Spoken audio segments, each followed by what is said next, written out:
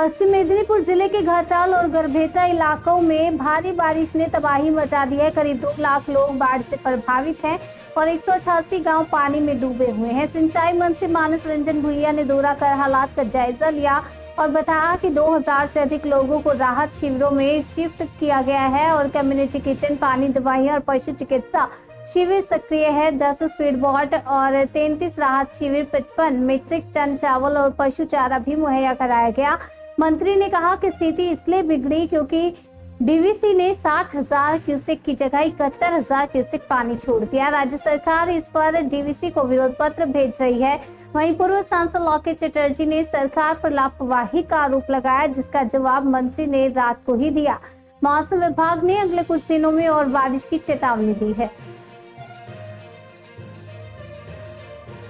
घाटालेर 10টি, चंद्रकोना 1-এর 5টি, चंद्रकोना 2-এর 3টি গ্রাম পঞ্চায়েত বন্যা কবলিত হয়েছে। ঘাটাল এবং খড়ার মিউনিসিপ্যালিটির বেশ কিছু ওয়ার্ডও জল ঢুকেছে। 188টি গ্রাম ইনান্ডেশন হয়েছে, মেরুন হয়েছে, জলটা ঢুকেছে। 2 লক্ষ মানুষ বন্যার কারণে ক্ষতিগ্রস্ত, বিপর্যস্ত ও জলবন্দী হয়েছে। 2000-এর বেশি মানুষকে আশ্রয় শিবিরে নিয়ে আসা হয়েছে উদ্ধার করে। কমিউনিটি কিচেনের মাধ্যমে এই 2000 মানুষের জন্য খাবারের ব্যবস্থা করা হচ্ছে। ত্রাণ শিবির খোলা হয়েছিল চন্দ্রকোনা 1-এ 15টি, চন্দ্রকোনা 2-এ 8টি, ঘাটালে 10টি, যার অনেকগুলি এখনও চলছে। ব্লক এলাকায় 33টি শিবির খোলা হয়েছে। ঘাটাল এবং খড়ার মিউনিসিপ্যালিটিতেও কিচেন খোলা হয়েছে, খাবারও দেওয়া হচ্ছে। চন্দ্রকোনা 1-এর আজাবুল আলী এবং চন্দ্রকোনা 2-এর তুলসী রুইদাস জলের তোড়ে রাস্তা পেরোতে গিয়ে আনকন্ট্রোল অবস্থায় ভেসে গেছে এবং তাদের মারা গেছেন তারা। গর্ভবতী মহিলা ও সাপে কাটা রোগীদের সবাইকে হাসপাতালে নিয়ে আসার সব বন্দোবস্ত করা হয়েছে। একটি মেয়ে, তার খুব শ্বাসকষ্ট হচ্ছিল, এসপি সাহেব পুলিশকে দিয়ে তাদের স্পেশাল ওই বোটে অক্সিজেন সিলিন্ডার দিয়ে তাকেও উদ্ধার করে আনা হয়েছে।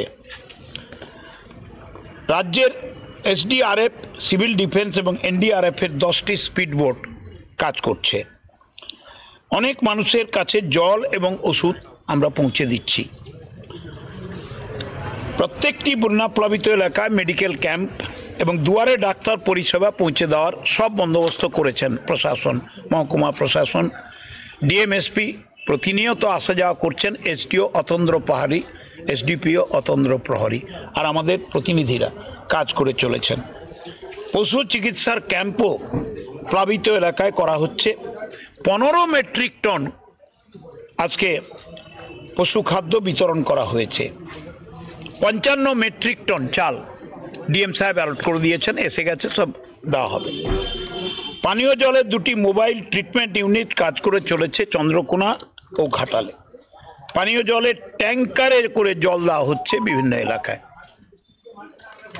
আপনারা ছবিও দেখবেন, সাহেবের কাছে সব আছে। পানীয় জলের আমি ওই ছবিগুলোও যদি পারেন কপিগুলো আমাদের সাংবাদিক ভাইদের দিলে ওরাও দেখতে পাবে, বলতে পারবে। 20,000 ত্রিপল, 55 মেট্রিক টন চাল, 20,000 জামা কাপড় বিলি করা হয়েছে প্লাবিত এলাকায়। কৃষি দপ্তরের প্রাথমিক রিপোর্ট অনুযায়ী তিল, বাদাম, পাট এবং সবজি মিলিয়ে 2000 আসলেন। কতটা জল? আমার ঘরকে যেতে তো 1 মানুষ। জল কমছে? জল একটু করে কমছে। কি সমস্যা হচ্ছে? সমস্যা বলতে এই তো পারাপারের জন্য পানীয় জলের পানীয় জল পাইপ দিয়ে ট্যাপ থেকে নিয়েছি। বৃষ্টি তো আবার মেঘলা হয়ে রয়েছে, বৃষ্টির সময় হয়তো বাড়তে পারে, তাহলে আবার দুশ্চিন্তা দুশ্চিন্তা। কি নাম আপনার? আশিস বাগ। আমি জল পেরিয়ে এসেছি, গামছা পরে যাবো ঘাটাল, একটু কাজ আছে।